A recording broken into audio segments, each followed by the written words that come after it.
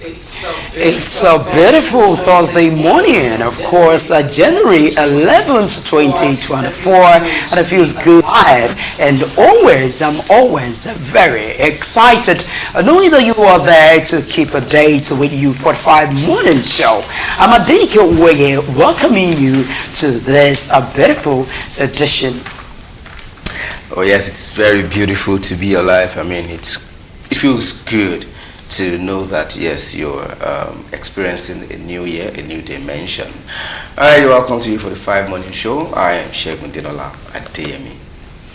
Talking about life, I'll say thank God for the gift of life, for being amongst the living. It's beautiful to be alive today. I'm Patience Willie.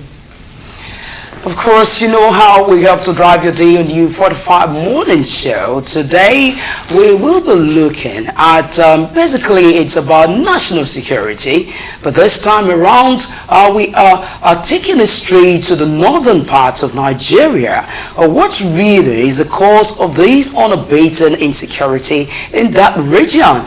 I mean, we have not forgotten what happened on Christmas Eve, where hundreds of people were killed in Plateau. And of course, we have seen the Christian Association of Nigeria coming out to stage a protest, calling for an end to this incessant insecurity.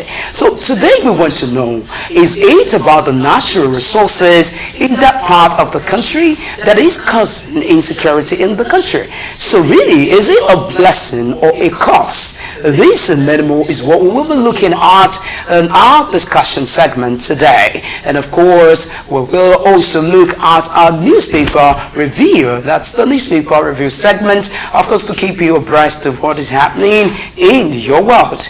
And again, that very aspect you're always looking forward to, hashtag trends and hashtags, where we give you all the gist. I mean, that is dependent on the time that we have. And finally, it will also be time for us to look at the sporting world. Of course, that's with some sporting jewel and Wakigo. These and many more is what going to form the basis of this morning show.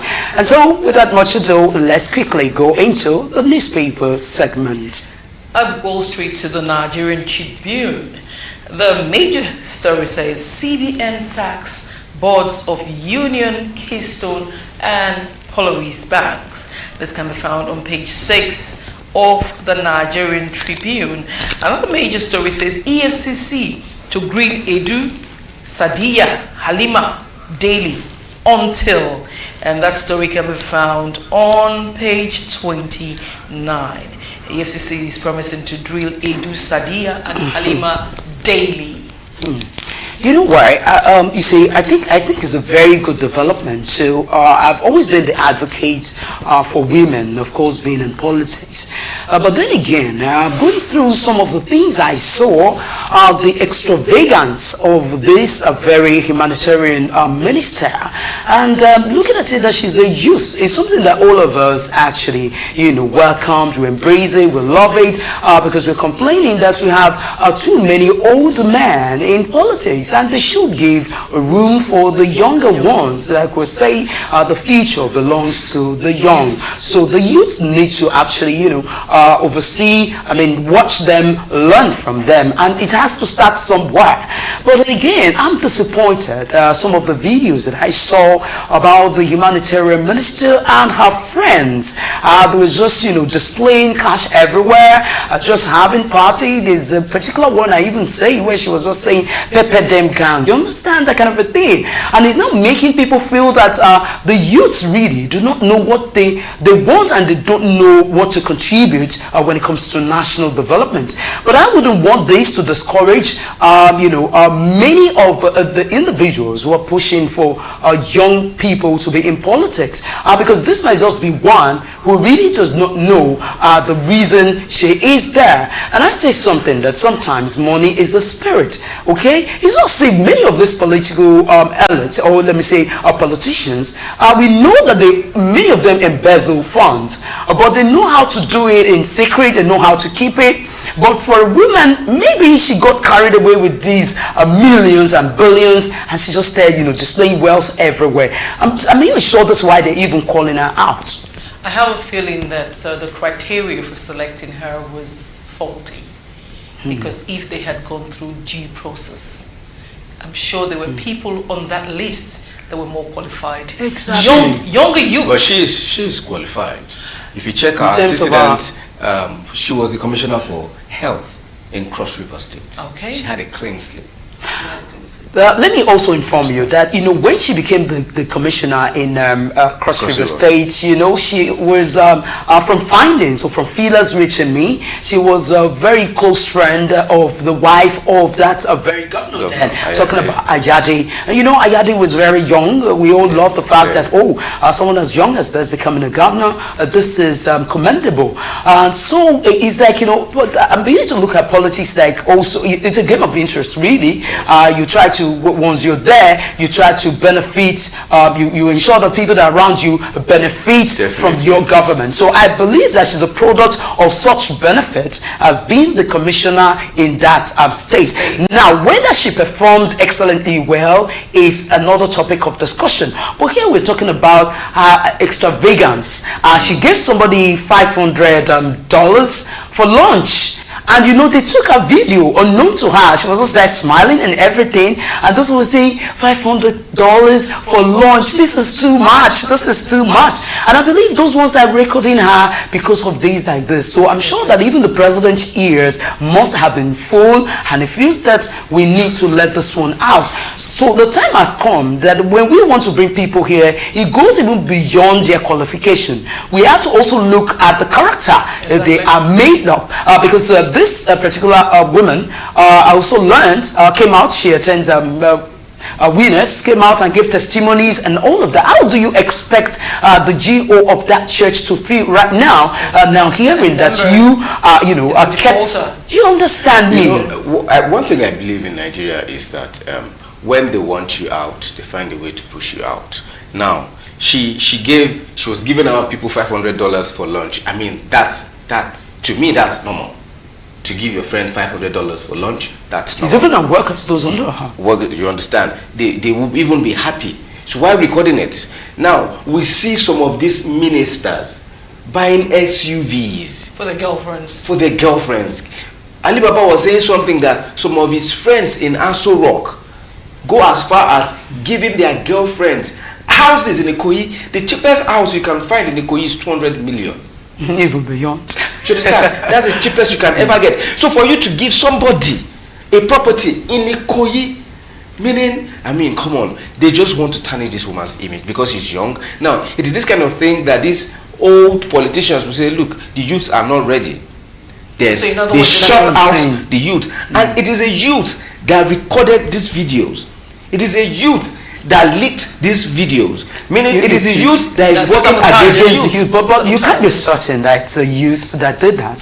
It's possible it might be people who also do not want her in that that position. Yeah, it's a youth they will use. They will not use anybody above 50. It's someone below 50 so that they will looking at it as a setup. Okay. That they will use look, these people don't want to go. We want to get there. The youth want to get there, but they don't want the youth there. They would rather die there. So for them not to allow the youth to get there, they will try to destroy and tarnish the image of any youth that is getting there. Well, you think, I just think that we too as youth also have to have a clean slate. Yes. In the sense that any youth that eventually emerges as a public figure as this or public office holder, they should also try to tone it down. Yeah. Let's not get carried away. After all, what are we talking about? We also witnessed this governorship aspirant for Kogi, a former senator. I'm trying to remember his name now. Dino Malai. We saw him with all of the exotic cars. He was flying everywhere. We see his girlfriends. And, we see a lot of things that they do. We have politicians who do worse things, but because she is not being conservative, she couldn't even hide it or keep it, or maybe the money, just set up exactly, and she just said, "Oh, come on, there's money in this country. Let's spend, let's give to people and all that." But she has a good heart. She was given to people. Anyway, that's by the wayside. So the next story: prospective cast members now to register with NIN. It's going to be found on page 29 of The Nigerian Tribune. Ametokun arrests 2 caught with human head, body parts Amotekun. in Saki. Shaki, is what is Shaki? Saki, yeah. You are pardoned. I'm sure Facebook can call it well. It's Shago. It's so sad. Are you from Shaki? It's so sad. Yes. People went to bury their family, their loved ones, their father. And then these guys came the following morning to exhume and cut off the head. How? The head of a dead man? Yes. You know what? I'm not surprised really. That is to tell you the growing rate of ritualists or growing rates of rituals, happening in the country. I want to tell you that the police this time around, I don't envy them because they have a whole lot of work to do. From findings even reaching ahead from the areas of Songo, down and all that, they now use even tricycle. They say a particular woman wanted to take her children to school, 3 of them, put them in a tricycle, which is called the local parlance marwa. She put them in that marwa, and she does not know this driver.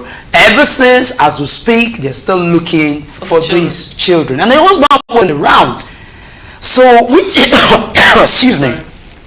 Which tells you that crime rate has gone to a high level and it must be contained. Wait, the government has to into this because there's no employment. They are not building facilities.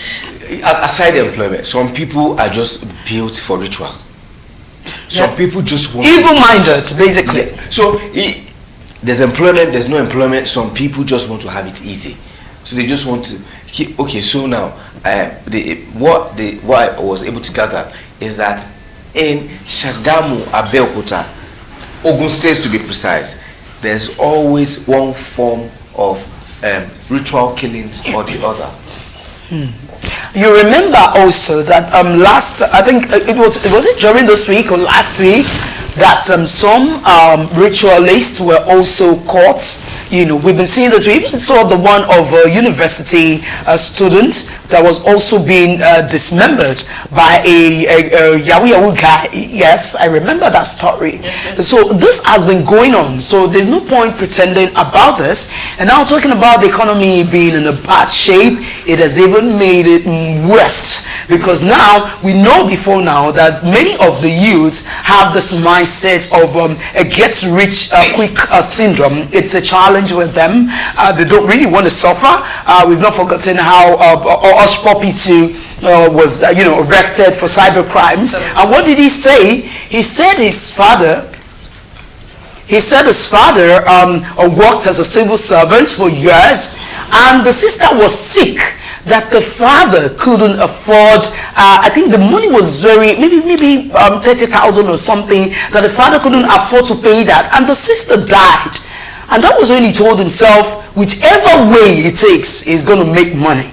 And so that's why he found himself, engaged in cyber crime. But you see, that is really not a justification. No, it's just the same way they say that ignorance is not an excuse in the court of law. So anything illegal, you dabble into it, that means someday, somehow, you are going to dance to the tune of that music. You played it for yourself. Definitely. Another story says, attack on Ekocho. Kogi government arrests 6. How I was attacked. That can be found on page 2. To another story, court to deliver judgment in suit seeking to stop elections from holding on Saturday. That can be found on page 29. Otedola donates 1 billion naira to Lagos Security Trust Fund. That can be found on page 29. Makinde hands over 100 patrol vehicles to police, army, and others. That's very laudable. Yeah, it is. I mean, it's a good thing. The police personnel always complain that they don't have enough patrol van to move around to be able to curb insecurity. But now the governor has been able to distribute amongst the security parastatals. So even the OP Messers, the OP Ottawa, all of them, the Navy, the police and everyone getting a van, so it's easier to curb insecurity. They have a lot of work to do. They have a lot of work to do. So I'm just happy that the Western Security Network, that's the Amotekun, is there to support the Nigerian police, and with the right collaboration, we'll get ahead. And lastly, I will appear in court to prosecute people charged with corruption. ICPC Chairman, page 29. That's all I can take on the Nigerian Tribune. All right, moving on away from Nigerian Tribune, we'll go straight down to the Nation newspaper. The front headline says, the FCC quizzes 10 officials of humanitarian ministry. On top of that, why CBN sacked boards of Union, Keystone, Polaris banks. You find that on page 7. On page 27, it says, Obaseki not backing me. Painful, says Shaibu. The writer says, Agba picks APC 4. Another one on page 7 says, shareholders lose out in Cadbury's loan conversion. And lastly, on the Nation newspaper, Airtel to build Africa's largest data center in Nigeria. Swartz is Chevron's chair. All right, now moving on to the Guardian newspaper, and this will wrap it up on the newspaper review segment. So let's quickly give you a hint of what is on the Guardian newspaper front page headlines. The major headline reads, anxiety as CBN sacks boards of Union, Keystone, Polaris Bank. That's what Shegun also read from that paper earlier. We need to know the reason for which these board members are being sacked. So for more on the story, please get the Guardian. The story is on page 6. Another major headline reads, Supreme Court returns Fintiri as Adamawa governor reserves judgment in Abia appeal. For more on that story, you find it on page 3 of the Guardian newspaper. Anxiety between call for sacrifice and leading by example. Of course, that's the news analysis of the Guardian newspaper, and you'll find it on page 4. Another headline reads, the third mainland bridge closure. Commuters lament chaotic traffic, seek reprieve. The story is on page 8 of the Guardian newspaper. And now moving on, following that directly reads, calls for expanded probe intensify as permanent secretary takes charge from Edu. Of course, we've spoken about Edu, the humanitarian minister issue. So right now, it is important to let you know that, of course, the permanent secretary is now in charge pending her probe. For more details, you get it on page 6 of the Guardian newspaper. Another major headline on the Guardian newspaper reads, a federal government disbursed 10 billion naira to 165 private accounts in 2022. You find that on page 3 of the Guardian newspaper. Exit of multinationals, death knell for local industry. That's the editorial, and you find that on page page 12, beg your pardon, of the Guardian newspaper. Governors abdicate duties to TED Fund, Econo laments. That story is on page 30 of the same paper. And now another one reads, court remands ex-minister Agoloye in Kujei Center. For more details, get the Guardian newspaper, and that story precisely is on page 5.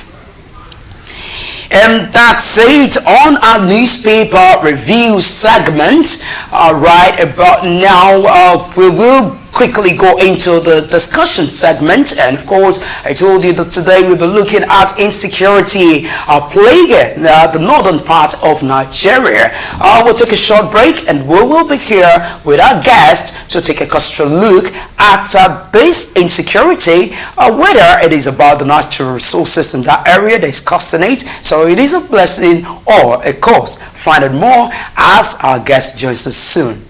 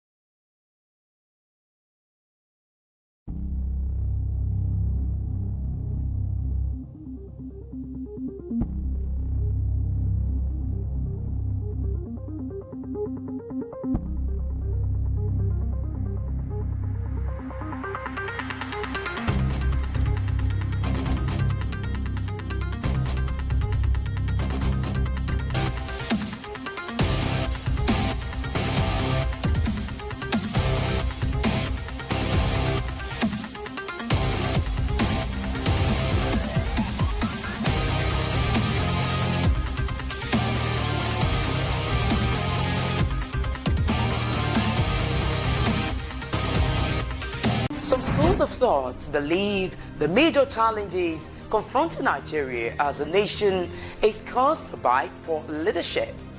How true is this? You and I can actually put government into tools to deliver the dividends of democracy. Join us every Saturday by 11 a.m. to 12 p.m. Let us look at the issues confronting us as a nation together with talk heads. Nigeria can be great again. I'm Adenike Oweye Ajiboye. Keep it date.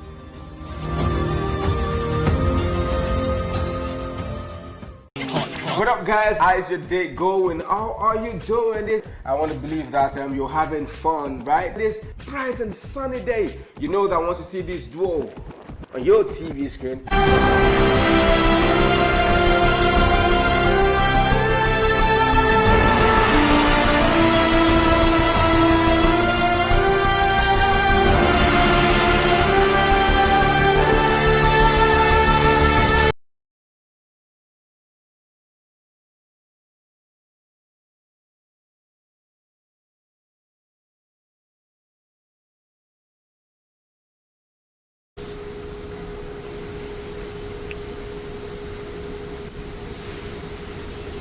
Well, it's so glad to have you back, and you're still watching U45 Morning Show. And like I told you earlier, that we will be looking at a topic of discussion in our discussion segment, and we're looking at natural resources in the northern part of Nigeria. Really, is it a cause or a blessing? You know, because a lot of people have been saying, some people even say that you know, this insecurity, this natural resources is the reason for which we are having this level of insecurity. And you remembered what happened in Christmas Eve.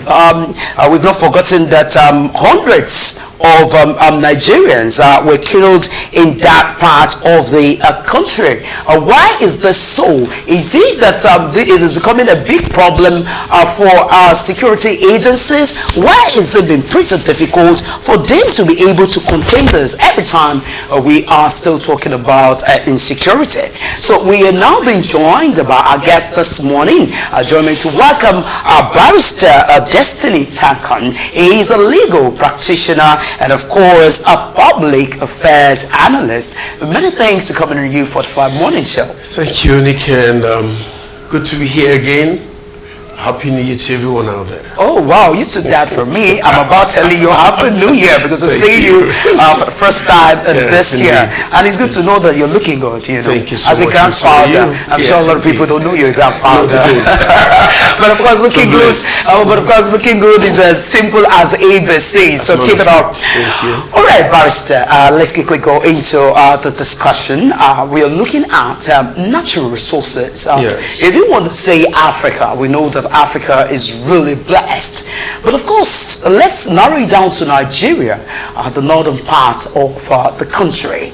We are aware, even if some people do not know, we are aware of the natural resources in that part, in that region. Right. What do you make out of it? Are we supposed to be suffering as Nigerians, or should it not be a blessing because it's gradually looking like a curse? Yes, indeed, Nick. Nigeria is a very, very, very blessed nation. You know, I mean, so much emphasis on that. Very blessed nation in the sense of, apart from our human capital, okay, we have unquantifiable natural resources. You know, solid minerals, of course, they all fall into that class. And especially in this regard, talking about the mineral resources in the northern part of the country. Indeed, as you also rightly said, a lot of people do not know that we have such solid minerals or natural resources in the north. In fact, the natural resources in the north that exist, if properly exploited, properly, judiciously, exploited with a view of public trust and responsible governance, we will not be killing ourselves over oil, you know, whose prices fluctuate so much. The price of the natural resources, precious stones, gemstones, are stable and always on the rise. Unlike oil that is a glut at one time or the other, and it falls from this to that. When there's crisis in any Arab country or any oil producing nation, it affects the OPEC prices and all of that. So, but I'm wondering why we do not seem to pay attention. Yes, I know there's a Ministry of Solid Minerals, but what are they doing? Just like we have a Ministry of Petroleum, not being productive. Not being productive. You have refineries that only consume and do not produce. Maybe you've not known that so much is voted every year for your refineries. Where? They produce nothing, and then if you ask where did the budget, the estimates go, they go on, fictitious and funny trips, frolics of their own, spending hard-earned money in the name of Esta code and travel allowances and all of that. All right, so there is a Ministry of Solid Minerals, but what are they doing? The point is, legally speaking, you're not supposed to exploit solid minerals unless you're properly licensed by that ministry. They have what they call cadastras and all of that, where in everywhere around the country has a map, all right? An entire map of solid minerals, where if you're going to get a license, they are located to a certain part, of that map, and you pay certain monies, and part of the revenue that you get comes back to the federal government. In the north, I've said a lot of solid minerals exist. For instance, I use one called californium. All right, a gram of californium, the highest grade of californium, goes by estimation at 27 million naira per gram. So did I say naira? Forgive me. 27 million US dollars. 27 million US dollars per gram. And if you understand what that is, we know what just a gram is. So, and then you have it in so much quantity out there, beneath our soils, Nigerian soils. And what happens is that you have people in high places who are aware of this, who have been aware of this for several successive governments, even before the government of today, who exploit it, in an unofficial, fraudulent, and stealthy manner. And all of that money, I'm talking about 1 gram selling for 27 million US dollars. All of that goes into the coffers of these cabals and cliques. And you also said something in your preamble that some people have said it is largely responsible for the insecurity in the north. Yes, it is. Yes, it is. Sambisa Forest and all of those areas in Borno, in the northeast, just put it that way, especially. You have a huge concentration of these very expensive gemstones or solid minerals there. Uranium and others are all there, and these are all very, very expensive solid minerals. So what do? And that's why you have insurgency in that part of the country. So you are also, I can count you now as one of the Nigerians who is also lending his voice to the fact that these precious stones or natural resources in the north is responsible for insecurity. Please, can you expatiate? Absolutely, it is responsible for the insecurity. You won't ask yourself who actually finances or arms these insurgents. Are they really insurgents? What are they fighting for? Are they really Islamic insurgents? As the picture is created, the image, the impression is created. Are they? I think they are militias, better called militias, who have their godfathers in high places in government. Basically, and that is why the insurgency is difficult to fight. You have uncountable occurrences and incidences of soldiers being killed, in that part of the country. Oftentimes, what you hear is that soldiers are moving to that part of the country and they are ambushed somewhere even before they get there. Or at other times, they are there, they are moving for an operation, and the so-called insurgents, who might say should be better called militia, get to know they are coming and ambush them and kill soldiers. You know, why is this and how? Why is it happening? It's simply because, as I said, there are hands and powers that be in high places who are in cahoots, who are actually the sponsors, who are actually those who are the godfathers, like in politics, godfathers in this militia or insurgency, as others want to call it.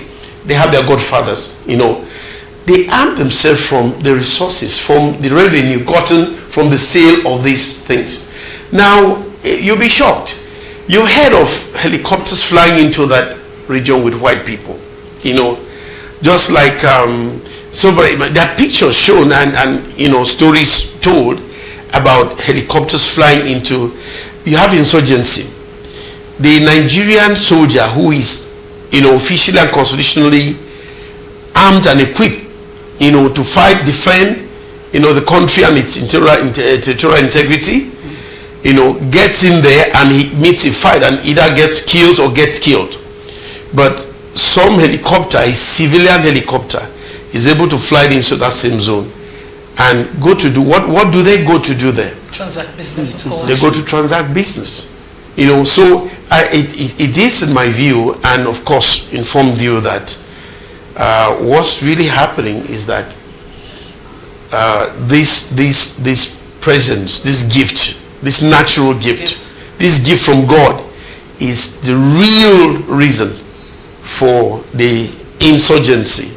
Again, I say the militia groups that operate in those areas, because when that is happening, the impression created for everyone is that the insurgents are there, so we have to fight them.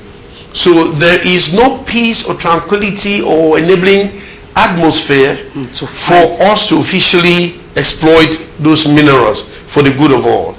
So at the end of the day, it keeps going only to some few people up there in the ranks and hierarchy of governance.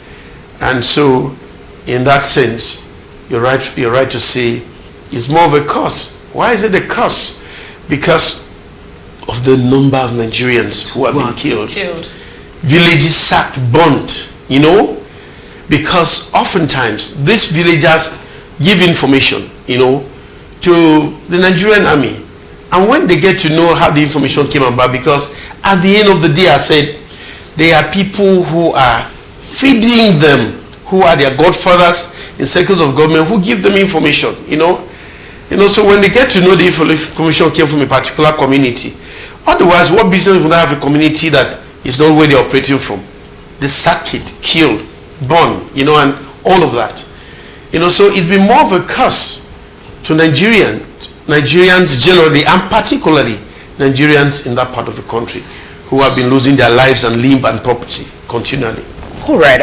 You see, I appreciate your submission this morning. Why? Because you are speaking from an informed area. I mean, as a legal practitioner, I wouldn't expect less from you. The information's reaching you that is not, that people that is not privy to a lot of Nigerians there. I also remember that Al Mustafa, when he was trying to vie for presidency, came out to say that the insecurity in this nation is known to government. I listened to him too. Exactly. Also talking about the uranium presence in the north. Exactly. That this is what they, and saying the amount in millions. Exactly. Now of USD. Of USD, exactly. Yes. So now the way it is, because it's gradually looking like it's as if the government of today or the government of Nigeria are just deceiving the people.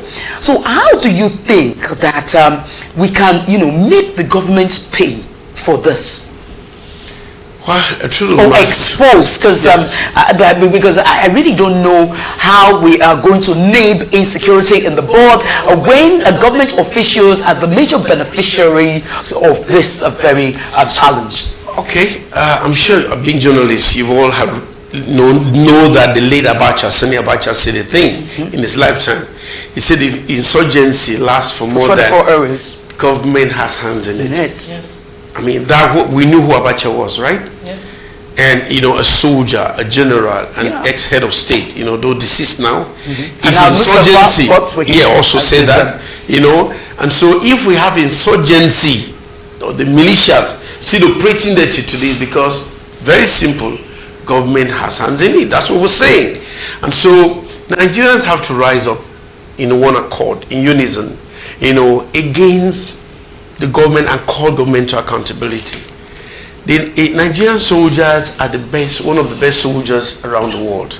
They've proven themselves in the West African sub-region, in Sierra Leone, in Liberia, and you understand, Nigeria liberated those countries, all right? For peace missions abroad, Nigerian soldiers go and they excel.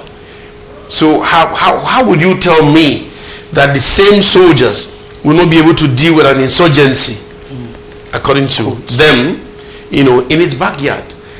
I mean, how would the insurgent be so well armed with, armored personnel carriers, rocket launchers, everything, and then almost equaling the government? When we hear about a failed state, the division of a failed state simply is that where alternate organizations, agencies are able to wield the same force or power authority as government in a particular nation or state, that state is a failed state.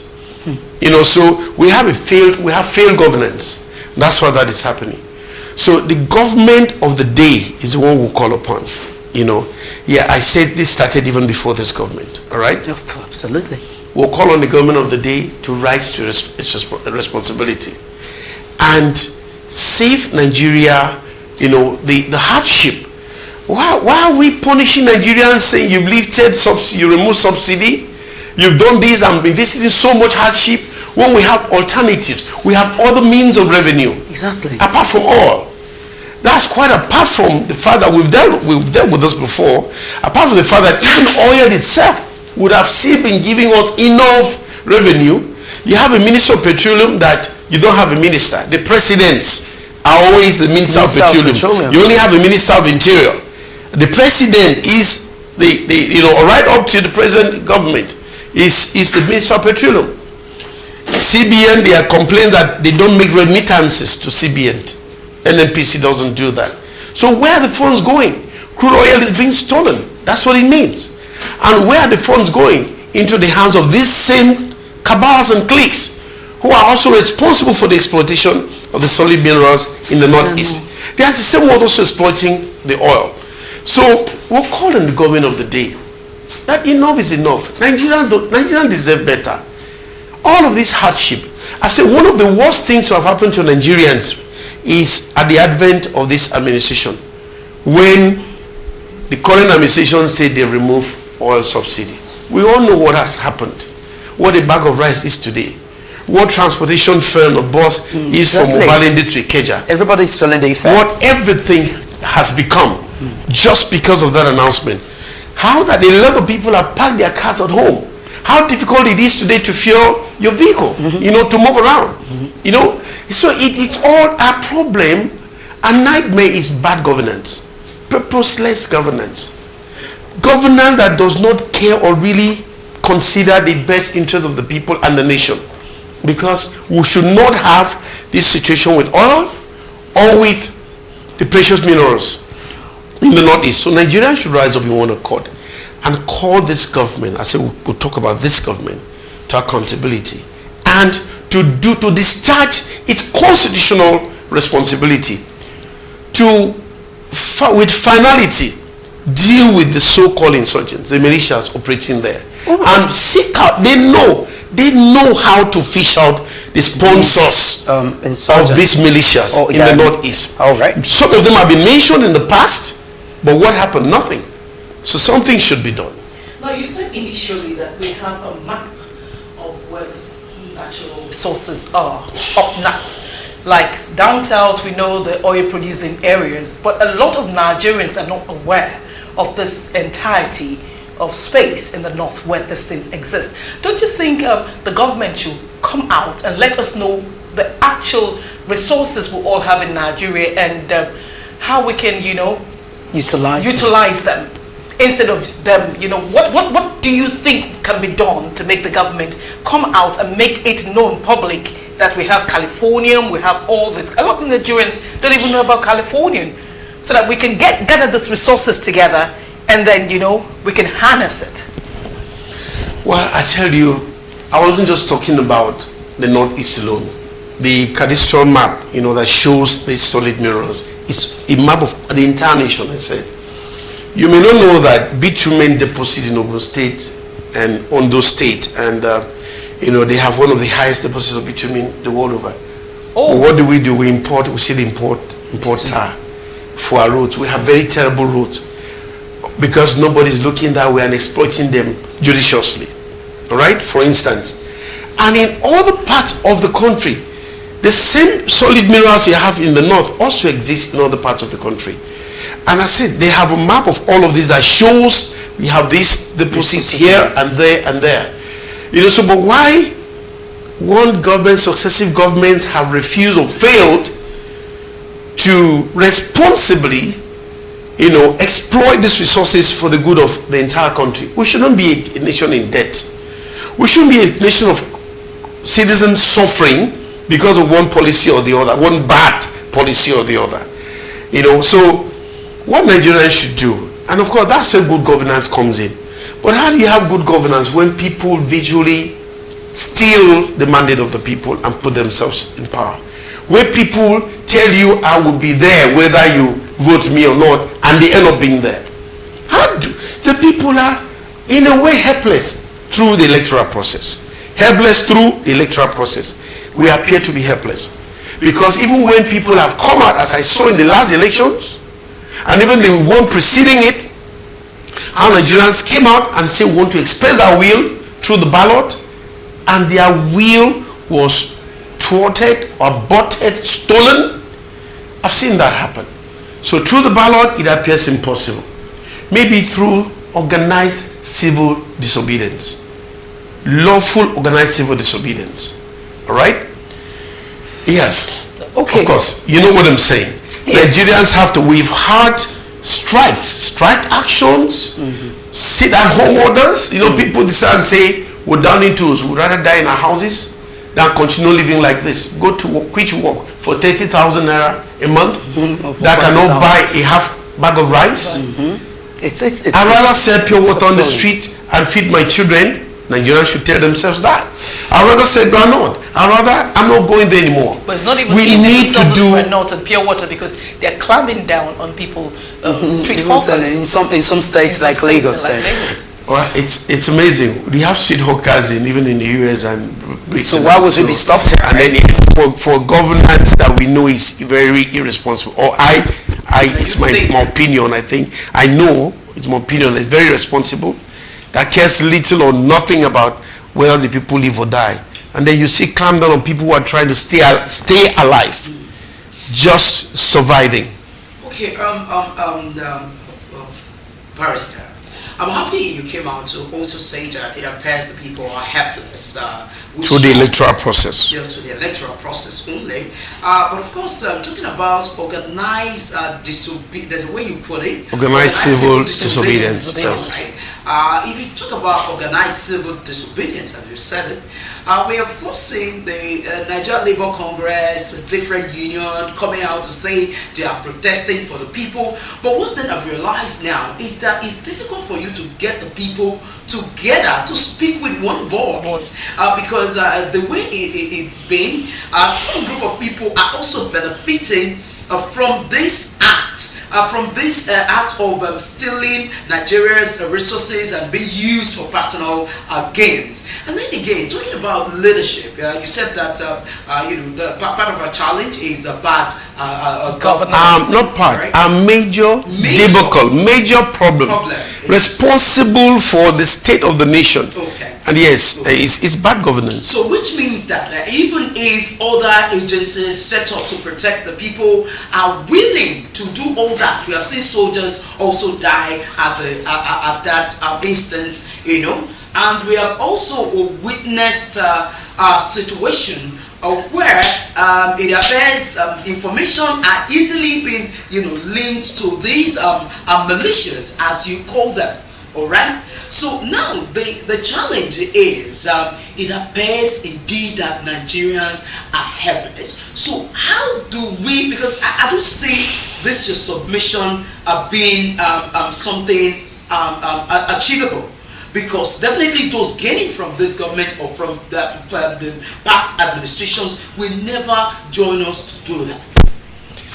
Okay, if I'm not wrong, I think Thomas Jefferson or so, one of the political scientists of the past, had said that evil continues to thrive when good people, with exceptional ability to do something, sit back quiet.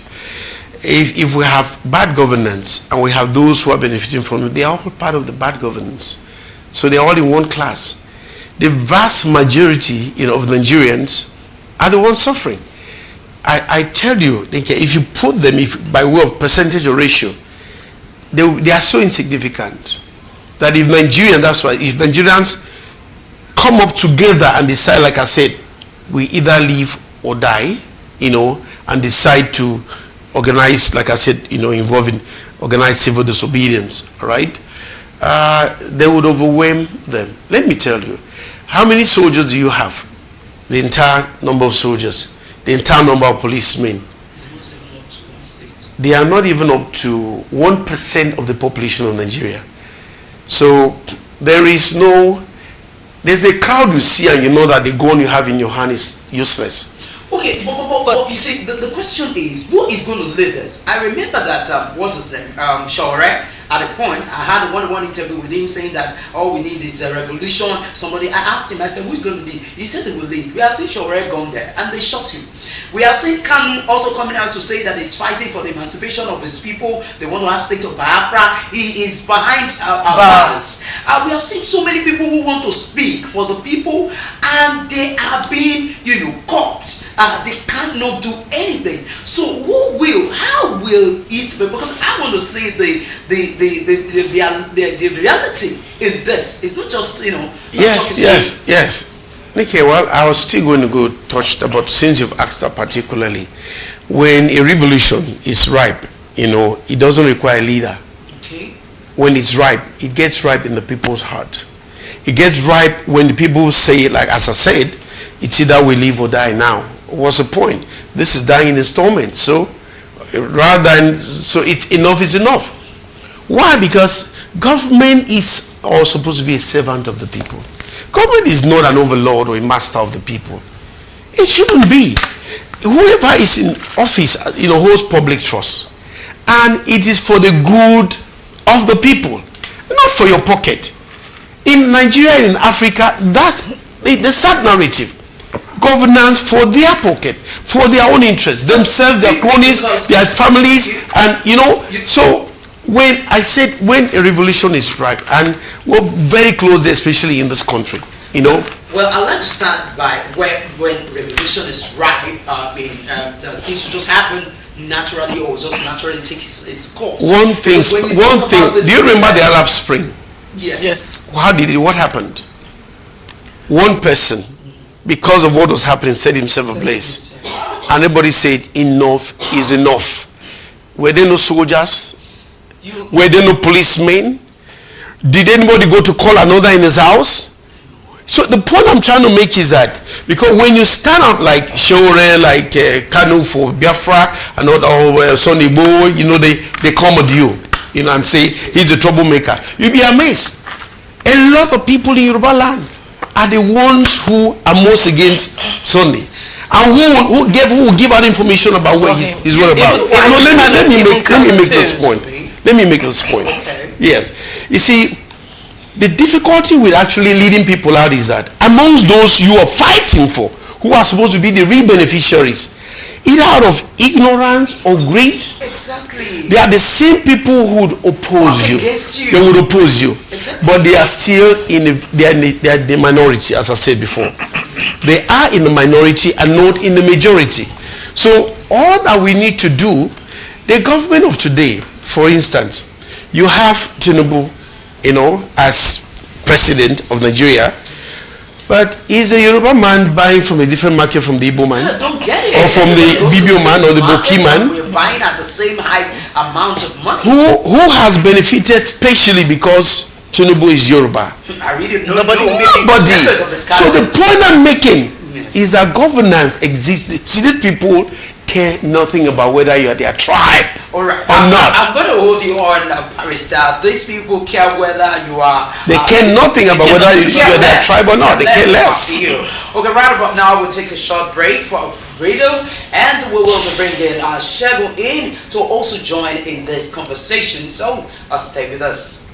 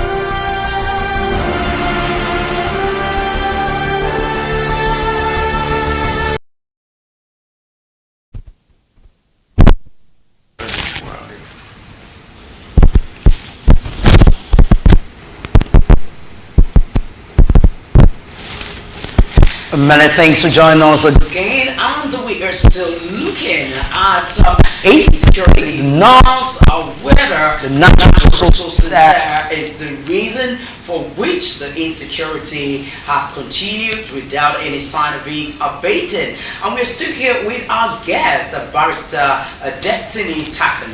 So, Barrister, you were making a point earlier saying that there's no reason, there's no need for any Nigerian to feel that it is based on tribe or ethnicity that you would, have sympathy for the government of the day. You said the government of the day cares less about any individual, and calling on Nigerians to stand up to their rights to demand a better Nigeria. Good governance. Can we continue from there? Yes, exactly.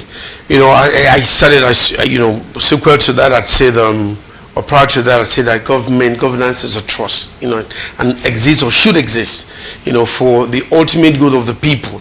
And so this is a lesson for Nigerians to know what has been happening, and especially even now. I used Tinubu as president of Nigeria, and I'm saying the Yoruba man buys from the same market as the Igbo man, as the Bibio man, as the Boki man, it doesn't make a difference. So it is whatever policies they pursue affect everybody irrespective of tribe. So it's about time Nigerians started thinking about themselves, their well-being, for themselves, their children, and the future of their children and their children's children. So that when there's bad governance, don't say because it's of my tribe. Don't say because it's my party. Is the APC person buying from a different market as the PDP or Labour? Absolutely. No. So let me allow him his question. First, I would like to know, I mean, we have natural resources all over the country, all over the federation. Sure, yes. I mean, the gold that we have in Zamfara, we have it in Osun State. So why is it that the insurgents is more in the north? Could it be that the political elites there are the one that are entertaining it, or they just don't want to have anything to do with the Western world, the Western states, the Southwest, even in the East? Because we know that apart from the North, they go to the South, which is Niger Delta, and the one in Niger Delta is basically them, and they've been able to curb that insurgence. So what is the main issue? The main issue, Shego, is, as I said, the lack of will of government to deal with the situation. You know, just like I said before, I said these solid minerals exist everywhere. Yes. There's uranium also in the north and other parts of the north, even apart from the northeast. But you see, we agree that something happened. The birth of Boko Haram, yes, you know, became a good cash cow opportunity for these people in government. I'm repeating, and I'm actually saying yes, it is people in government. You know, many have been fingered. But ironically, nothing has happened right up to today. We have some sheikhs who go between government and these militias or insurgents, and nothing is done to them. You know, so if a sheikh, by whatever name called, you know, okay, Gomi and others, thank you, and that he will call, can go to them and come back and speak with government and speak to the people, we should know that these are their collaborators, you know. These are people who can lead us. Okay, even if you're not, you can lead us to them. And we have means. There's technology these days of using any of these people to locate where these people are. You know, but because there's a lack of will. Why is there a lack of will? Because you see, if some people seem to know, as people have been fingered in certain parts of the country, the thing about politicians is that you rub my back, I rub your back, literally. All right? Because you have interest in what you're doing in the northeast, and I'm doing mine in the southwest, and the other one is doing his in the south, and the other in the southeast. So please close your eyes. It's my voice. Close. That's what's been happening more or less, you know. So, and of course, amongst them, they share this booty one way or the other. You know, in the Niger Delta Commission, is these Niger Delta people alone that are there? They're not. Northerners are there. Why can't we have a Region yes, a commission for, apart from the ministry, for solid minerals, like the Niger Delta, you know, Development Commission, yes, NDDC. Let's have something like that for the north, to deal with the gold in Zamfara, the uranium and the californium and other things, you know, in the northeast, and have soldiers. I have said, if the government of the day means business, they can sack those militias in less than a week. In less than a week, or in worst case, like Abacha said, I keep, you know, quoting him, if insurgency lasts for more than 24 hours, government has hands in it. You know, so it is those in government who are responsible, who are the same people exploiting, because they are the ones who have the force or power of coercion. They are the ones who control the power of coercion. You know, the army, especially Nigerian Army is Nigerian Air Force, the, you know, Nigerian Army, the Army, and you know, and you know, the Navy, and in fact now we even have Civil Defense Corps. Obviously, from what you have said this morning, it shows that we have a government that is not being truthful to the people. We have a government that is not even ready, indeed, to fight the insurgents at all. Because the way you have also analyzed it to us this morning, looking at the millions of dollars that these precious stones like uranium and what have you cost, it means that somebody is benefiting, you know, or largely from these very precious stones. And so it means they will do everything possible to ensure that that place cannot be is inhabitable for residents or for people, so that they can continue to do this. So now here is the question. You talked about also the people believing in somebody and voting for the right person. How would they know the right person? How would they vote for the right person? How would the right person even have the resources that it takes for you to be able to move from one state to the other to convince people to vote for you?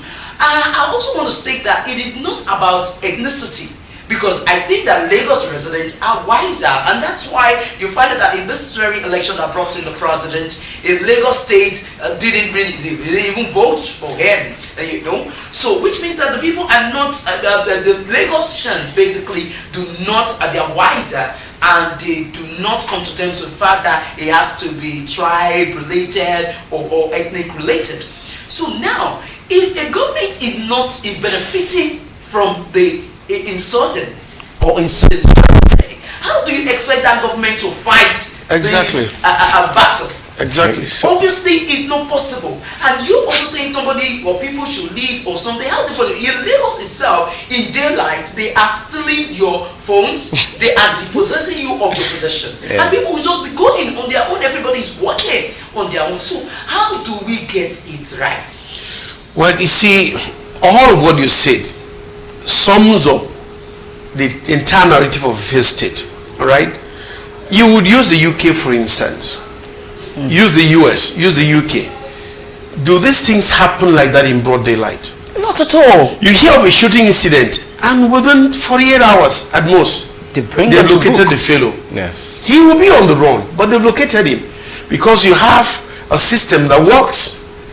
You know, why can't we have CCTV network all over Nigeria? For instance, that's what we're saying. We're saying the same thing. Okay, very so that's where I'm going. So it boils down to what? Nigeria is a fair state. Of a truth, you have bad governance, people who lack the will to do the right thing. You know, why do Nigerians in Lagos, for instance, in broad daylight, like you've said, on Ikorodu Road, I don't want to talk about the Third Mainland Bridge, see somebody being robbed, and they are running left and right away from that. It's not me, I don't want to. Because even when somebody volunteers to say, I was there and I saw it, and he goes to the police, it might end up in custody, and he will part with money for his bail, for wanting to be a good citizen, to discharge his civic responsibility, for good governance and security. So a lot has to be dealt with, and it's all the responsibility of government. The rot of the fish starts with the head. And that's where the problem of Nigeria is. We have the head is rotten. We don't have good governance. We do not have people who have the people at heart and the best interest of the nation at heart. And especially is because they always find a way of putting themselves there, irrespective of what the people actually want. Okay. Sorry, like you already said, look at what happened in Lagos and all over the nation in the elections. You know, you gave a clear instance about the fact that, yes, and I'm a witness too, when there were some people going after a certain tribe on TV, going after a certain tribe, you know, and saying they are responsible. I laughed. I said, this voting, in all that we saw, it couldn't have been one tribe. It was all the tribes. And especially in this regard, I'll say Yorubas, because we are in the southwest. Yorubas massively involved in the voting. So it wasn't a particular tribe that was not Yoruba that voted, that led to that number, you know. It was Yorubas and all other Nigerians in Lagos who, like I'm saying, have said, we don't want this anymore. Yes. They voted, and at the end of the day, what did they still do? They did their thing, you know. So it's all, it all speaks, it's all the narrative. It's a cacophony of bad voices and, you know, bad governance. That's simply what is responsible, that you see somebody being robbed on Ikorodu Road and you're running this way. Elsewhere, you call 911, and in 4 minutes, 3 minutes, they are there. Right. They ask you, are you sure of what you say? We don't have, you know. Let's take your card. And you're afraid of your card being damaged. Okay, Barrister. I would like to ask. You know, the masses, or should I say, the citizens, where they are the minority, even though we are more than the people in power, but they are the minority. How can they effect changes from their locality? I mean, we know that the local government chairman is part of the ruling elite. It's part of the councillor. So, how can the common man, the people, the citizens themselves, how can they effect change gradually? Because it's a gradual process. It should not happen overnight because they are not in power. So how can they effect these changes? Well, Shago, my view is, we say they are minority. No, they are victims. They are not in the minority. They are in majority, but they are the victims, in the hands of the minority, a very select few.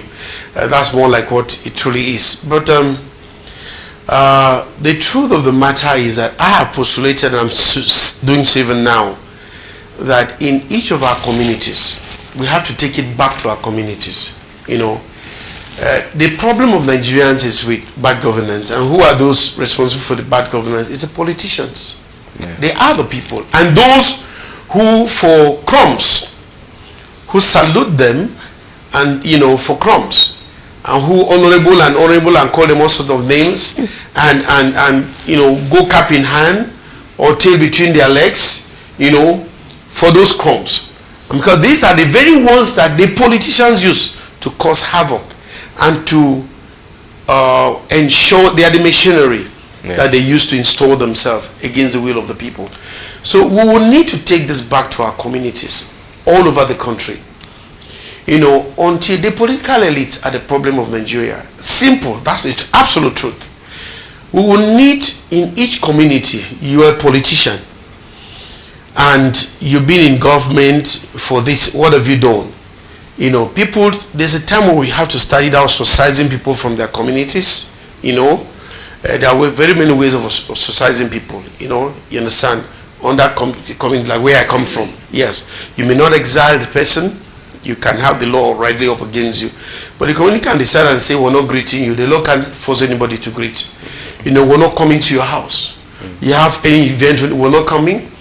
We will not allow you to fetch firewood, fetch fire, like in the communities. Yes. We will not allow you to. You come to the market, we say no. You can't buy. Nobody sells to you. Yes, and all those associated with them. And take all the steps that make them uncomfortable, make them very uncomfortable to come to those communities or to remain in those communities. It's about time people started doing that, rather than extolling them and worshiping them and making them continue to do those things. Because like I said, those who are victims are in the vast majority. Yes. They are in the vast majority, and they are capable of doing this. They can do this very effectively. I've seen in the north where a video of a senator who went with a brand new vehicle, and I was happy. I'm telling you, I was happy for the reaction of the people. Oh, well, whether they stole, I know they were chasing the vehicle away. That's what I know. They were chasing the vehicle away. You are no good to us. What are you? Get out of here. That's the kind of thing I'm saying. Let's make them very uncomfortable. And that also means even here in Lagos, there are wards. The councillor comes from certain ward, and the House of Assembly fellow, maybe they will not have quotas to stay in Alausa, or to stay in Apo completely and not come out to the people. Let's do that all over the nation.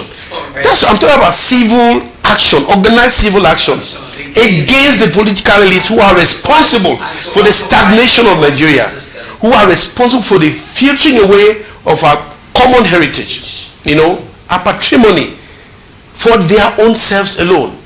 We need to wake up as a people and say enough is enough.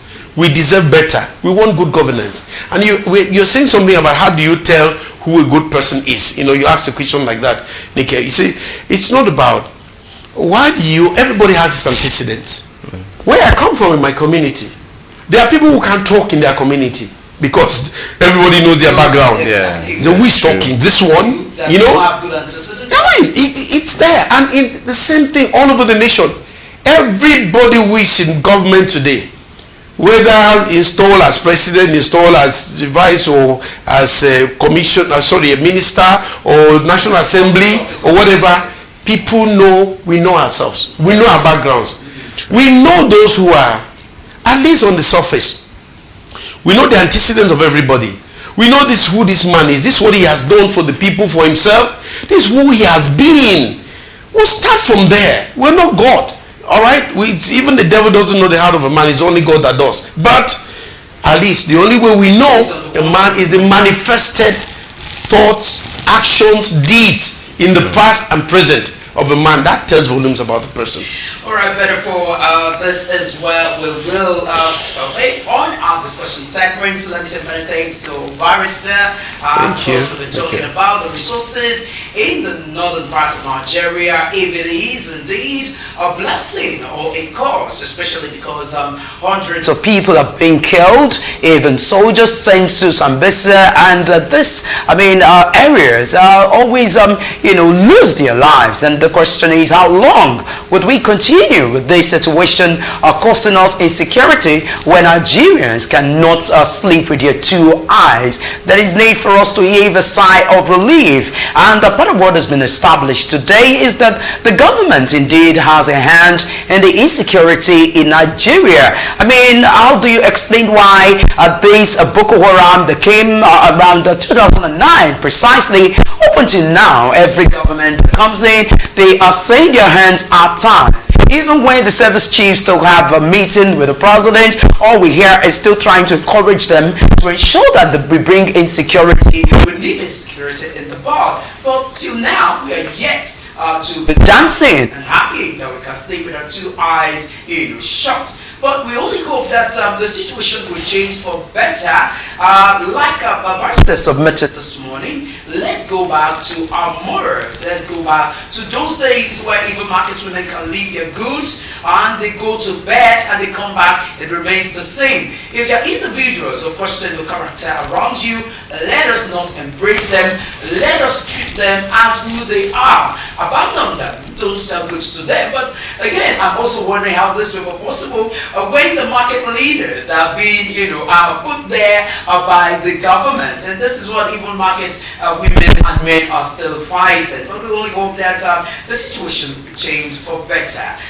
Many thanks to Barrister Destiny Takun. He's been our guest this morning and he's been able to speak, or let me say, you've been able to do justice to the Thank you, Nika. Thank you. Well, when we call you again, you will decline. I shall be here. Thank All you. right, about this time, we'll take a short break and it will be time for us to look at what's trending, trends and hashtags, and of course, our sporting Joel Mwankego will also be right here. So, join us again.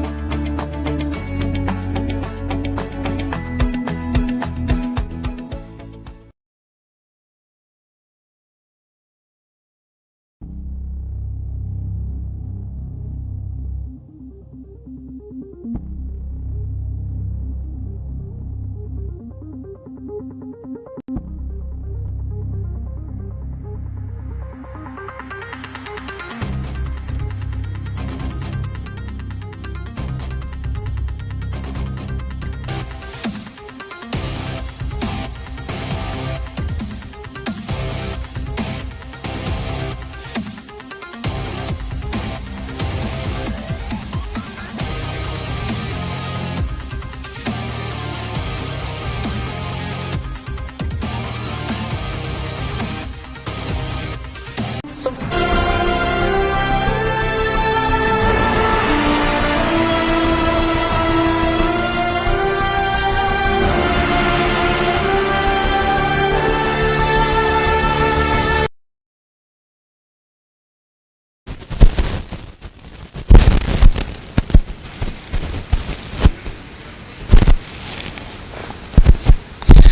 So glad to have you back. You're still watching the U45 Morning Show. Like I told you, this is a segment you have been waiting for, but of course, for time, because of time, we won't be taking much. It's the hashtags and hashtags. So, Shegun, let's know the gist.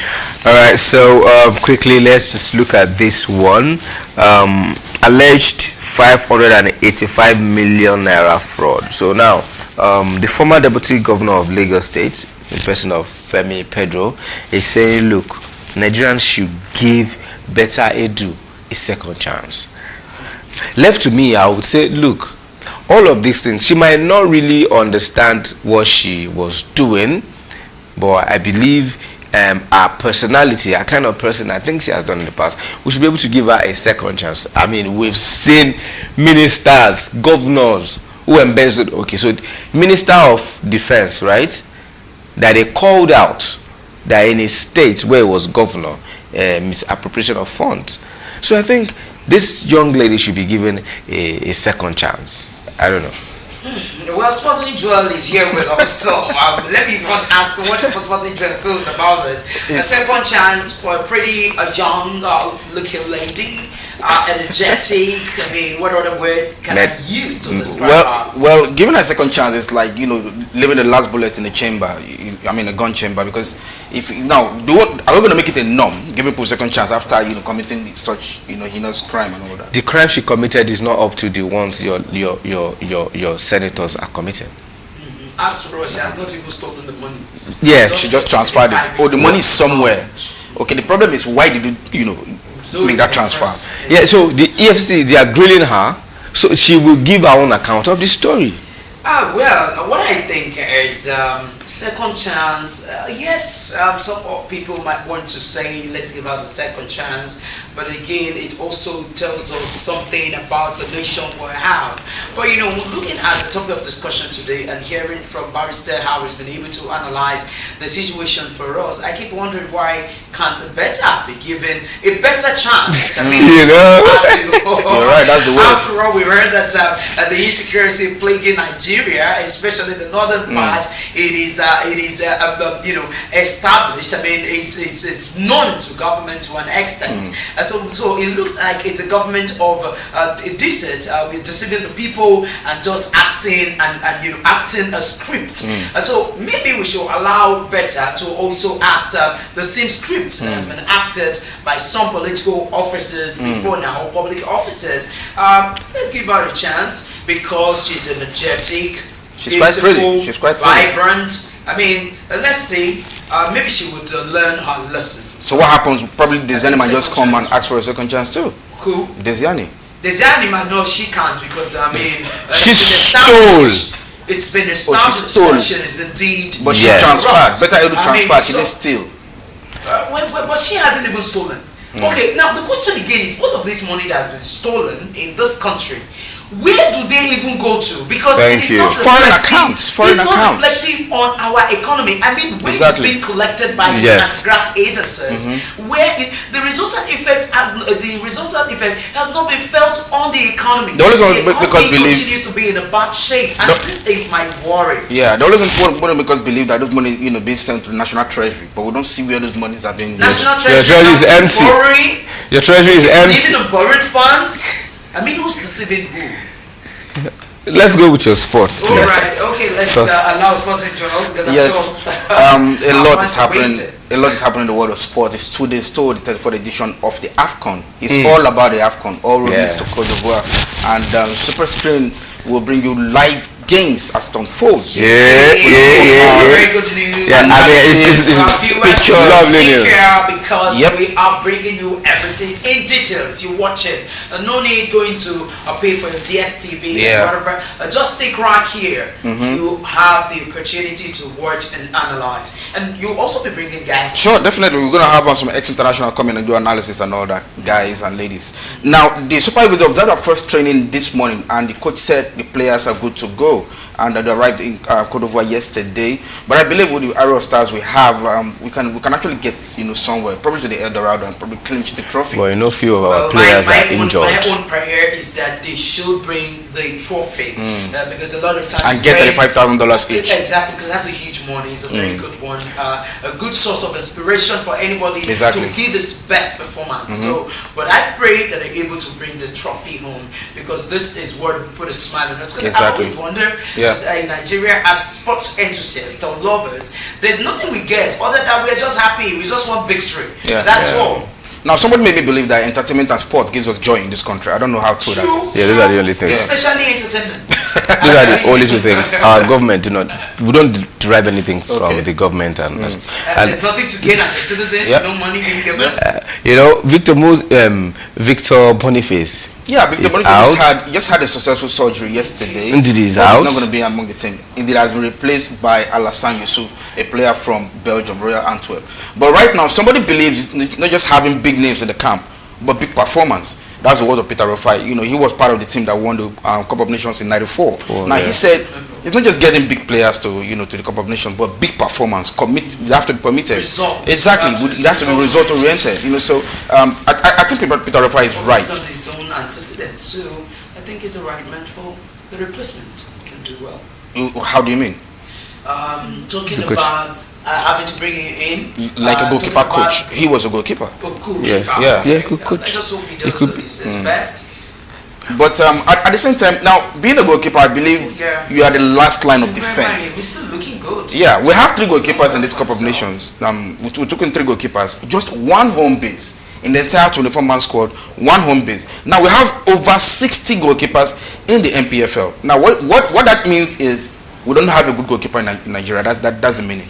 I think even from the scratch, from the onset, a lot of people really don't focus on being a goalkeeper. Even in schools, in secondary school those days, when they say I want to play number this, I want to play number this, and that's who is going to be the keeper, who is going to keep. So at the end of the day, he's also a player that becomes a keeper. So we don't really major or train people in this aspect, which I think is something we should begin to look into, developing keepers rather than more of players. More players same as keepers.